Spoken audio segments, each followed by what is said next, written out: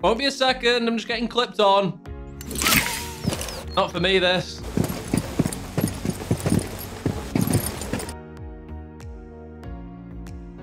Hey up, troops. It's A Littleton here again with another video.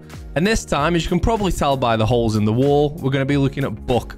Now, I can't spend too long talking to you about Buck because I'm upside down and I can feel all the blood rushing to my head. However, Buck is really good. Now, I know he doesn't have frag grenades anymore, which is a bit of a shame, but Buck really comes into his own when it comes to making vertical play from below. In fact, other than operators like Gridlock and Jackal who have a secondary shotgun, he's the only one who can make vertical play from below. It's really, really, really useful for shifting defenders out of anchor spots when they're stood on soft floors and destroying utility from below as well. Also creating quick rotates and quick lines of sight. Now, what's a bit more tricky in this video is there isn't many tips and tricks as such when it comes to Buck shotgun because you literally shoot holes in walls and floors. However, what I'm going to do instead of showing you like counters and pros and cons of the shotgun, because it is literally a shotgun, we'll look at different areas of different maps where Buck's useful. So just for a change, that's enough of me waffling on. I'm going to pass out if I don't zip back up now. Let's get stuck into it. So just a couple of quick gameplay clips with Buck. I'm going to shoot up to half wall here on border and try and clear it out for whoever's in there. I do end up seeing a player, which you'll see in a second. Barricade gone, shoot the floor. You see the defender there. It's not wise to re-peek this sometimes, but I thought, you know what, let's give it a try. And we absolutely swipe him off there. Quite enjoyed the clip by the look of his face. This one isn't Buck shotgun related, it's just quite funny. I thought I had flashes, so as I'm pushing down blue, I try and flash the elbow here on blue. That's a hard breach charge, and somehow get that headshot off. Not shotgun related, but funny. Okay, so let's get started with Buck's loadout, and for me, this is fairly cut and dry. As you probably know, and I've mentioned a few times, I'm not a massive fan of DMRs and shotguns in Siege. I just can't use them. So if you want to use the DMR, go for it. I don't believe it's a bad weapon. It's not something I'm familiar with. But the C8 is such a good gun. It's got a decent fire rate, really, really good damage stats. If you can control the recoil with the 1.5 scope, it's quality. I recommend the flash hider to help bring the vertical recoil down slightly. Over on the sidearm, you don't get much choice. This is where the big conversation comes in. Do you take the flashes or do you take the hard breach charges? That, for me, is a decision that you need to make at the start of the round and to have a look what other operators you've got in the team. If you've got a Maverick or you've got a Hibana or you've got other hard breaches that you can rely on, don't worry about bringing this. The flashes are really good with Buck to be able to open another line of sight, flash through the hole that you've made with the shotgun, and then push through another angle.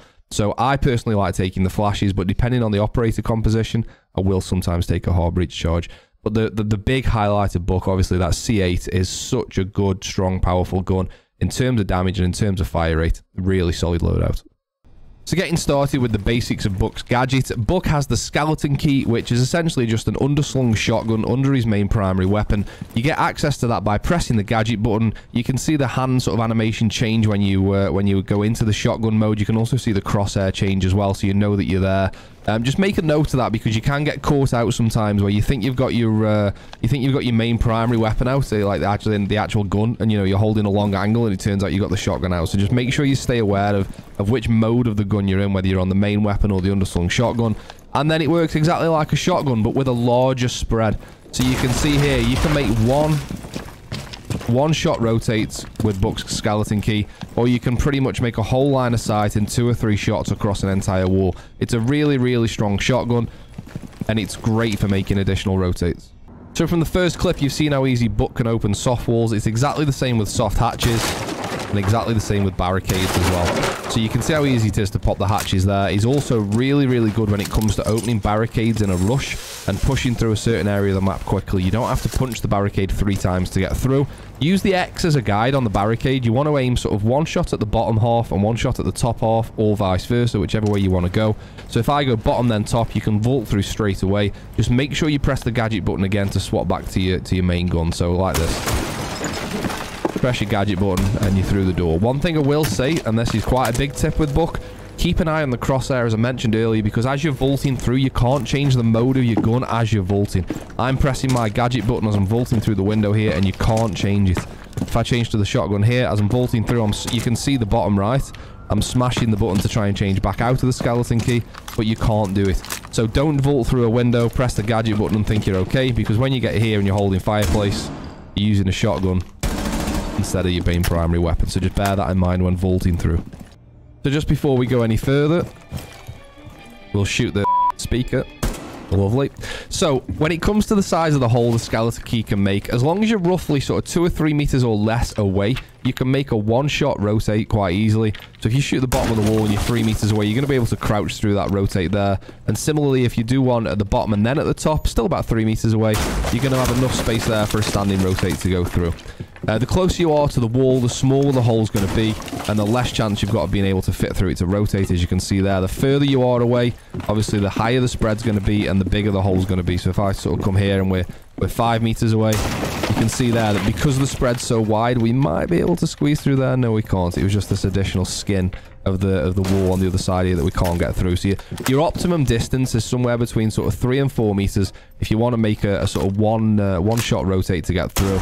That's your prime area there. So just think, if you were trying to push through into bathroom really quickly here, you know, don't fire the skeleton key when you're here, because it's not going to be enough for a rotate, and don't fire the skeleton key when you're here, because it's going to be too small for a rotate. You want to think about it roughly when you get to about here, swap back to you, and then away you go. So just think about the distance you get to, the distance, I've cocked it, I've poppycocked it, the distance you are from the wall before you use the skeleton key.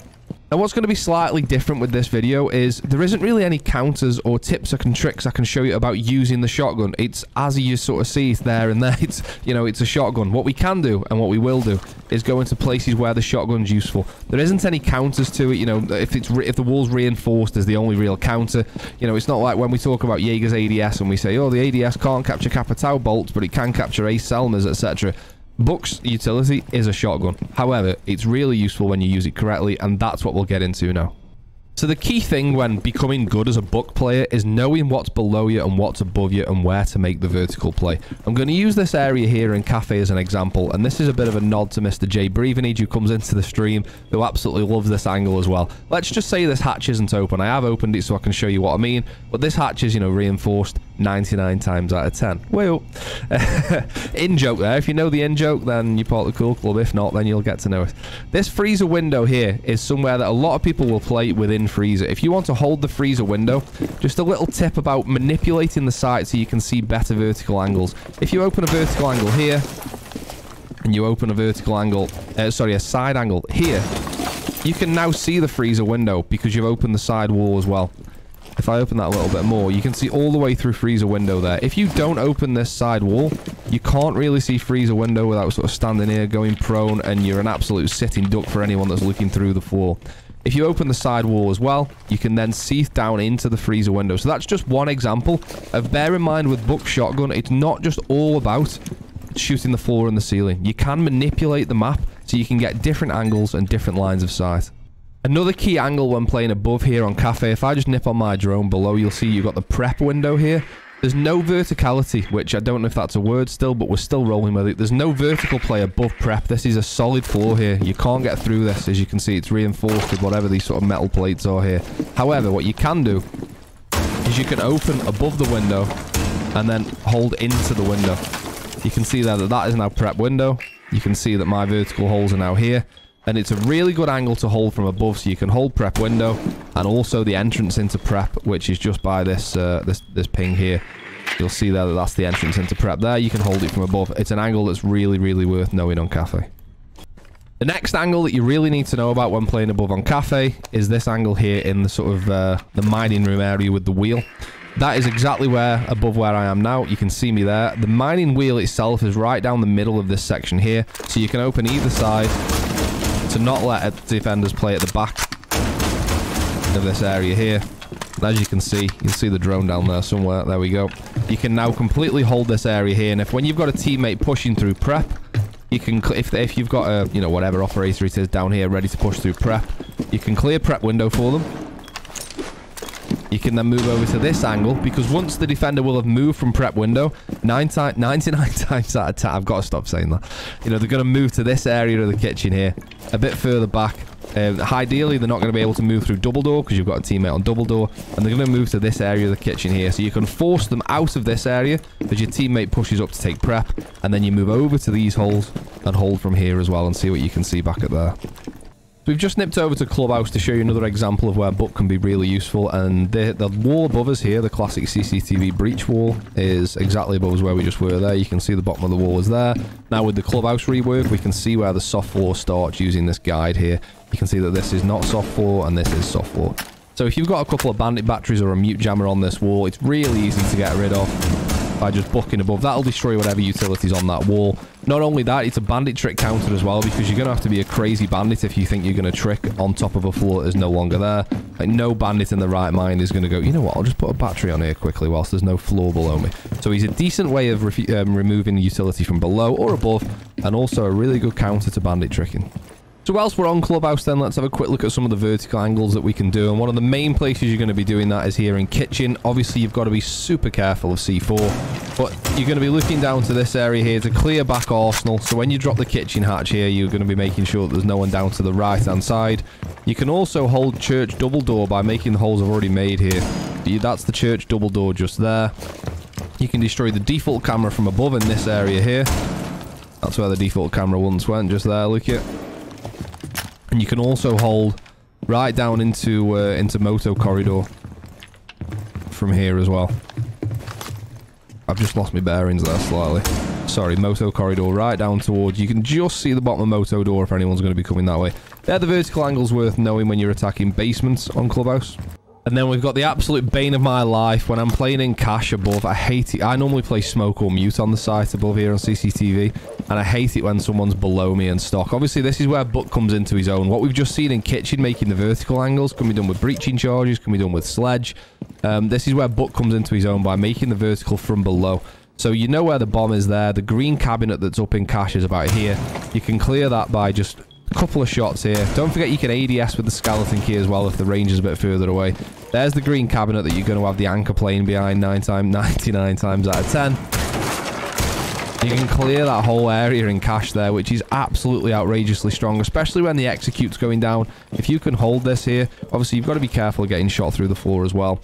One thing I like to do is early on in the round, make sure stock's clear, drone it out, come in here, make the vertical angles that you can see here, and then leave. And go and do something else for a minute or so, you know, put pressure onto rafters, put pressure onto bottom red, whatever it is.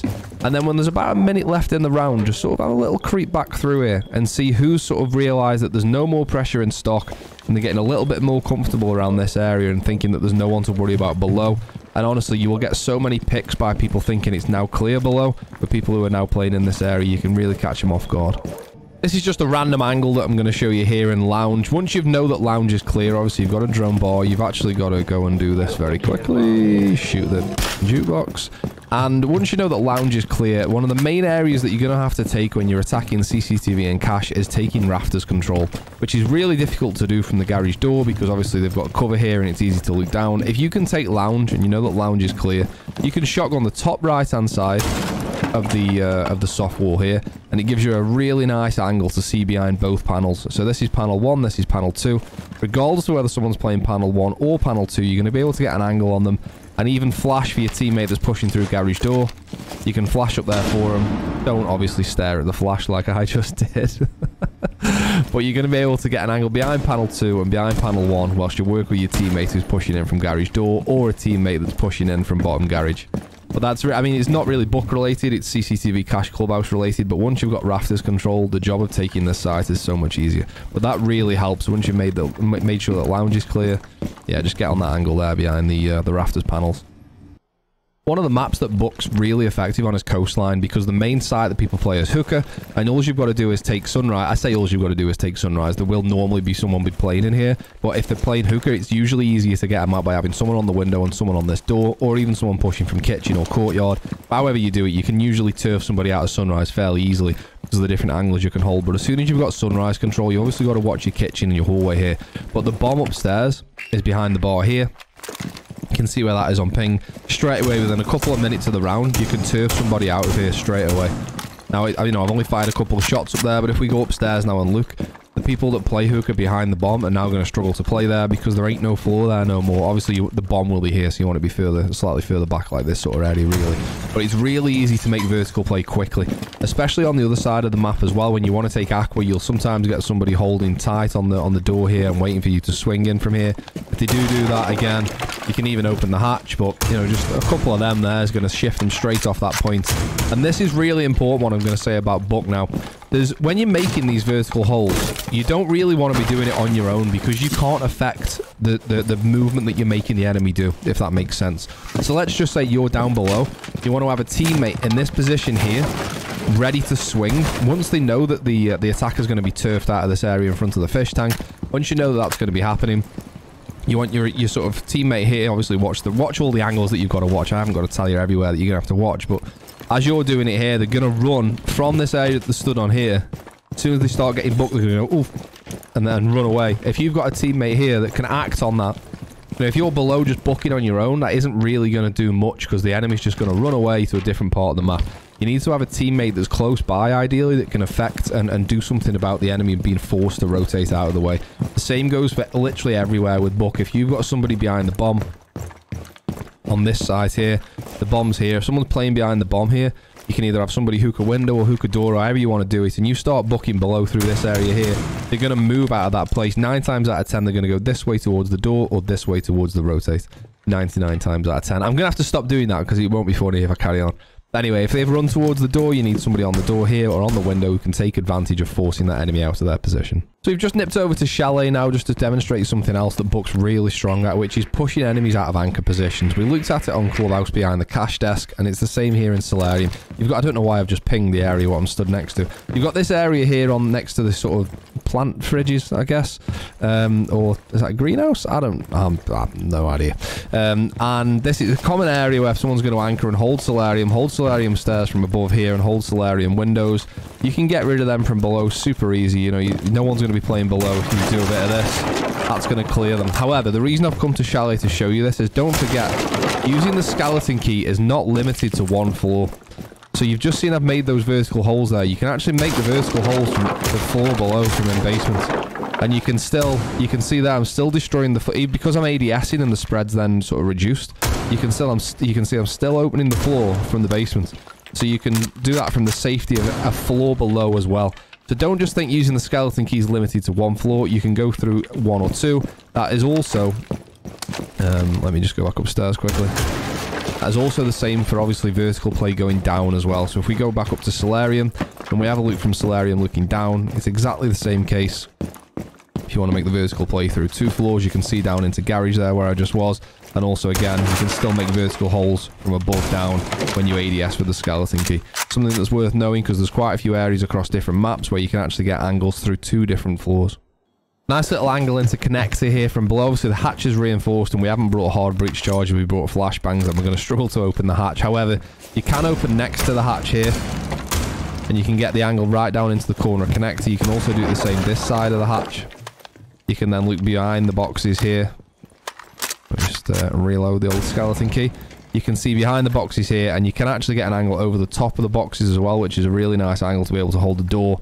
So if you can't open the hatch, I know it's soft now. However, let's pretend it's not. And you want to hold the door, or you want to clear out connector, you can do that again. It's you know, this is not just limited to Buck. These are just general vertical angles. You know, this can be done with Sledge. Buck really comes into his own when it comes to the vertical play above, but it's still worth knowing that that's what you can do when you're playing Buck and you need to flush out a certain area. It's really useful to know your vertical areas. So there we have it. I'm still repelled here whilst you watch that entire video. I don't feel good. There's Buck. Really useful when it comes to making lines of sight, quick rotates, and vertical play from below, of course. When it comes to vertical play from above, I still think Sledge has the edge on him. However, Sledge can't make vertical from below unless you can stand on a desk. So Buck still definitely has a place in the game and is still a really useful operator to get to know. For those of you that don't know, I stream on Twitch 4 days a week. I don't do it upside down. Every Monday, Tuesday, Wednesday, and Friday at 8 PM UK time. There's been a bunch of you from YouTube who've come over there. It'd be good to see a few more of you as well. Other than that, that's enough from me on this one, and I'll see you next time. Cheers.